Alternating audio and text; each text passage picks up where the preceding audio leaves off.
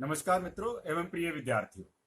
सीधी सटीक बात डॉक्टर रवि शर्मा मधुप के साथ मेरी इस वीडियो श्रृंखला में मैंने पहले चर्चा की थी हिंदी के भाषा स्वरूप पर, उसके पश्चात हिंदी के वैश्विक विस्तार पर 18 कड़ियों में मैंने अपनी बात रखी थी।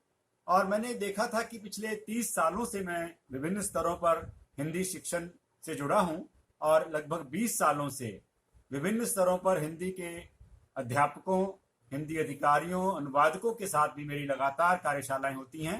तो मैंने पाया कि भले ही हिंदी 60 करोड़ से अधिक भारतीयों की मातृभाषा है, भले ही हिंदी एक बहुत ही वैज्ञानिक भाषा है, उसके बावजूद हिंदी की वर्तनी को लेकर, उसके व्याकरणिक बिंदुओं को लेकर अनेक विद्यार्थियों और अध्यापकों के मन में अनेक प्रकार की शंकाएं हैं, अनेक प्रकार की दुविधा है, विवाद, भ्रम विद्यमान है। और इसका सबसे बड़ा कारण यह है कि हिंदी एक जीवित भाषा है जिसमें लगातार परिवर्तन पिछले 100 सालों में हम देख रहे हैं, कई कारणों से होते रहे हैं।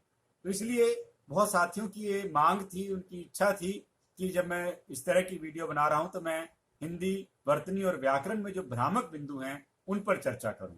उसी क्रम में मैंने ये वीडियो श्रृंखला शुरू की है और 2 वीडियो अभी तक बनाई हैं, जिसमें मैंने हिंदी की वर्णमाला में वर्ण संख्या कितनी है इसको लेकर भी हम एक मत नहीं हो पा रहे थे, उसको मैंने वहां पे स्पष्ट करने का प्रयास किया है। और सारी बातें मैं भारत सरकार के केंद्रीय हिंदी निदेशालय द्वारा जो विद्वानों की समिति निर्धारित करती है उसके आधार पर ये सारी बातें मैं बता रहा हूं। कोई मनमाने या कोई व्यक्तिगत अपनी बातें इसमें मैं नहीं बता रहा हूं, क्योंकि मानकीकरण, एक रूपता हिंदी की वैज्ञानिकता को, इसके वैश्विक विस्तार को सिद्ध करने के लिए अनिवार्य है।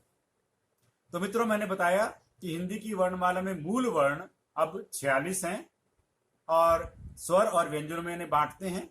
स्वर 13 नहीं 11 हैं, व्यंजन भी अलग अलग समय पर 36 आदि होते रहे हैं, 33 होते रहे हैं, 35 हैं, 35 और 11 46, इस पर हम बात कर चुके हैं। स्वर के 3 भेद नहीं होते, 2 ही भेद हैं, प्लुत कोई स्वतंत्र भेद नहीं है, ये भी मैं पीछे बता चुका हूं।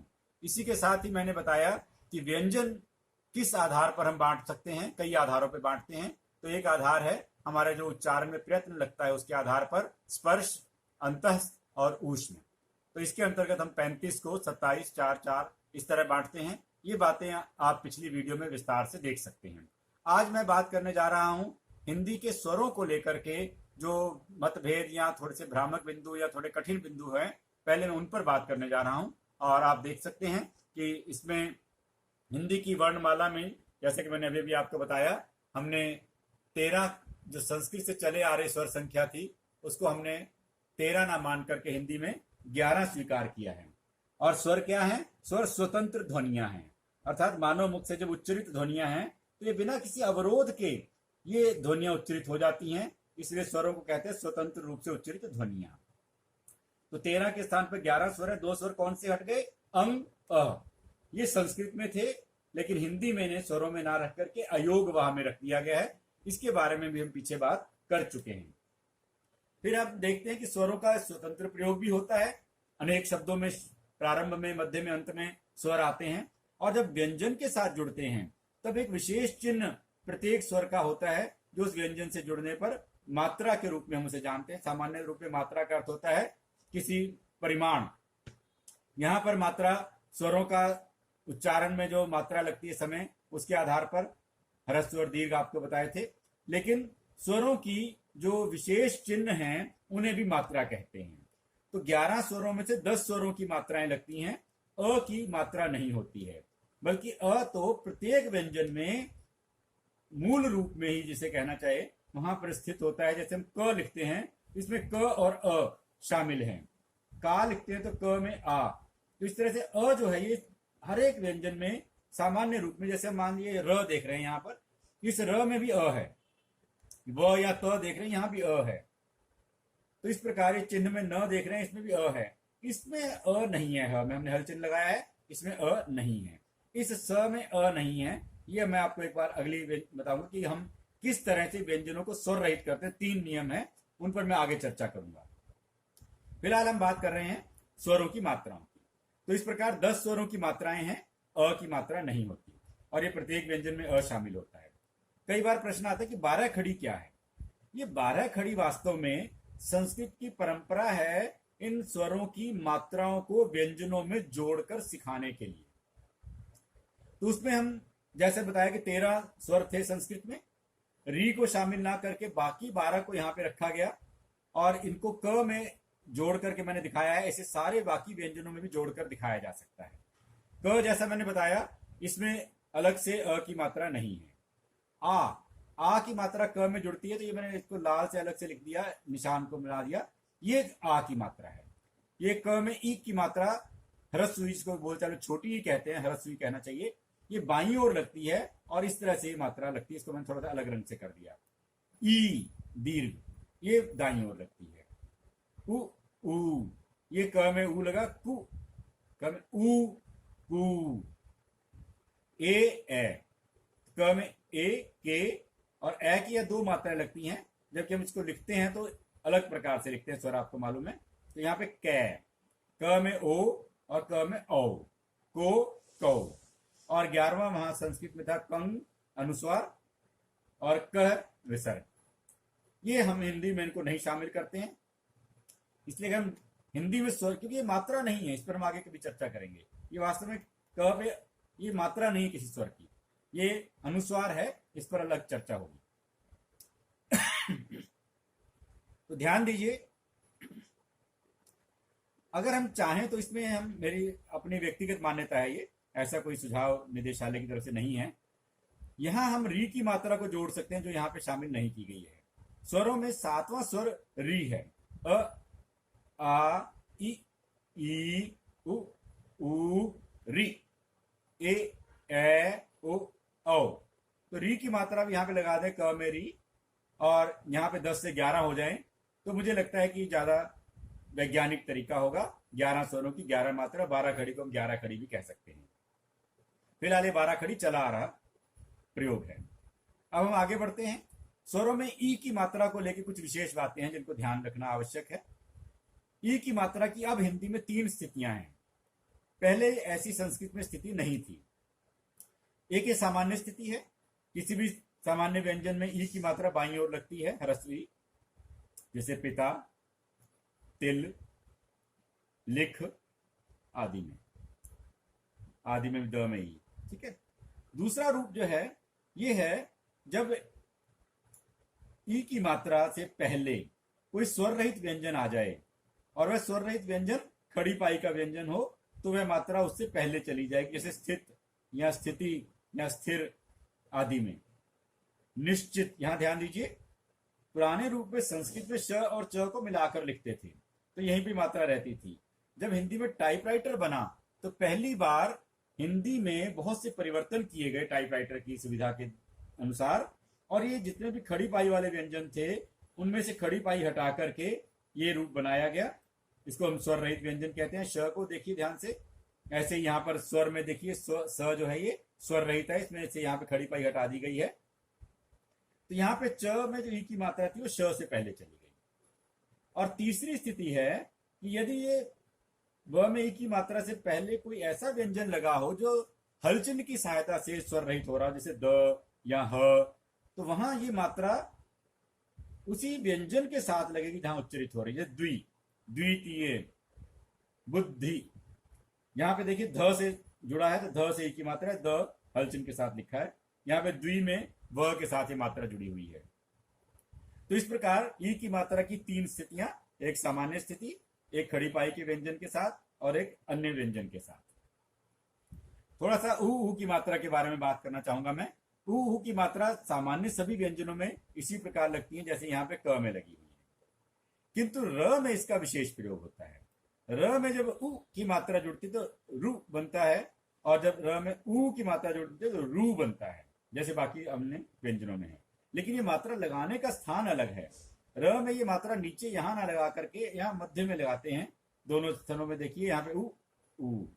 इनसे बनने वाले कुछ शब्द भी आप जरूर ध्यान से देख लीजिए, क्योंकि इसमें अक्सर भ्रम होता है, विद्यार्थियों को भी पता नहीं चलता है कि ये मात्रा कहाँ लगनी चाहिए, इसलिए वे बीच में से गोल सा बना करके छोड़ देते हैं, जबकि ये बड़ा स्पष्ट है। यहां ध्यान देखिए, आप देख सकते हैं र में उ रु किन शब्दों में आ रहा है? रुक, रुख, पुरुष, करुण, करुणा, तरुण, अरुण, वरुण, अनेक शब्द हैं। रुचि, तरु, मरु, भूमि, इन सभी में आप देख रहे हैं ह्रस्व ऊ है, और ह्रस्व ऊ लगाने के लिए हमने इसको मात्रा को यहाँ पर ऐसे घुमा के यहाँ छोड़ दिया, इसको ऊपर नहीं लेकर गए।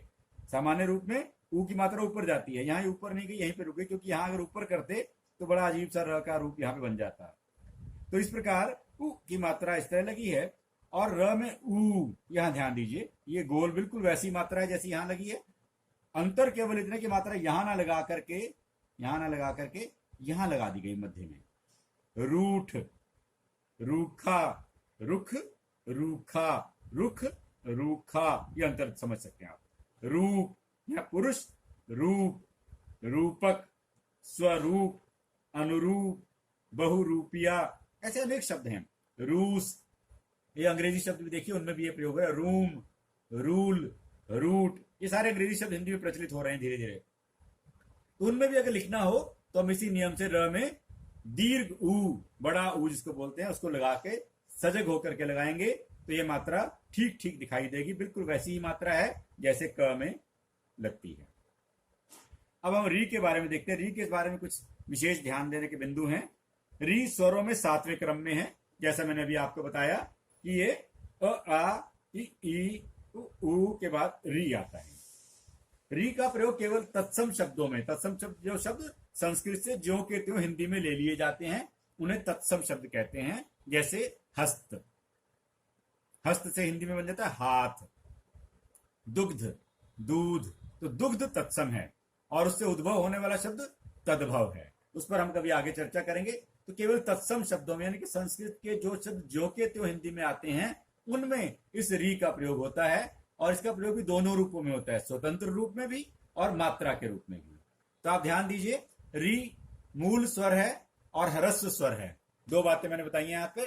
री जो है मूल स्वर है, 4 मूल स्वर है हिंदी में, अ, ई, उ, री। संस्कृत में भी 4 ही मूल स्वर हैं, और इसको ह्रस्व स्वर भी कहते हैं क्योंकि इनमें एक मात्रा उच्चारण समय लगता है।